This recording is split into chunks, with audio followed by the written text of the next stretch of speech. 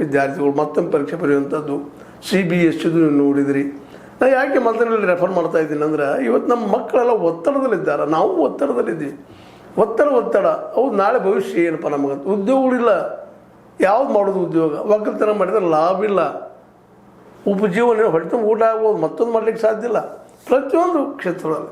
ಅದು ಹೇಳಿಲ್ಲ ಆರಂಭದಲ್ಲಿ ನಿಮಗೆ, ಕೇವಲ ಈ ದೇಶದ 10% ಜನರಿಗೆ ಮಾತ್ರ ಅವರು ಬಯಸಿದಂಥ ಜೀವನದ ಮೇಲೆ ಉಳಿದವರಿಗಿಲ್ಲ ಅಂತ ಬಡತನ ತಾಯಿಗಳಿವರು.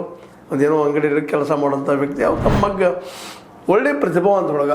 ಆ ಹುಡುಗ 90% SLC ಮಾಡಿದವ.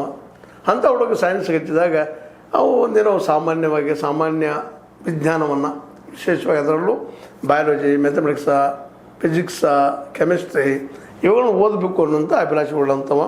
ಅದರಲ್ಲೂ ಬಯಾಲಜಿ ಜೀವಶಾಸ್ತ್ರಕ್ಕೆ ಭಾಳ ಆಸಕ್ತಿ. ಆದರೆ ಅವ್ರ ತಂದೆ ಅದನ್ನು ಮಾಡಿಕೊಡಲಿಲ್ಲ ಅನ್ನೋ ಅಸಮಾಧಾನ ಅವರಲ್ಲಿತ್ತು ಅಂತ.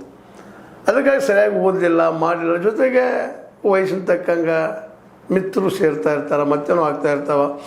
ಆ ವಯಸ್ಸಿನಲ್ಲೇ ಎಲ್ಲನೂ ಸರಿನೇ ಅನ್ನಿಸ್ತಾ ಇರ್ತದೆ ರೀ. 17-18 ವಯಸ್ಸು, ಚಿಗುರು ವಯಸ್ಸು. ನನಗೆ ಹೇಳಿದ್ದನ್ನು ಮಾಡಿ ಕೊಡಲಿಲ್ಲ ಅಂತಂತೆ ಅನ್ನೋದು ಅಸಮಾಧಾನ ಇತ್ತು. ಅದರಲ್ಲೂ ಬಡತನ ಇರೋದ್ರಿಂದ ಫೀಸ್ ತುಂಬೋದಕ್ಕೋ ಮತ್ತು ಅದಕ್ಕೂ ಒದ್ದಾಟ ಇದ್ದೇ ಇರ್ತದೆ ರೀ.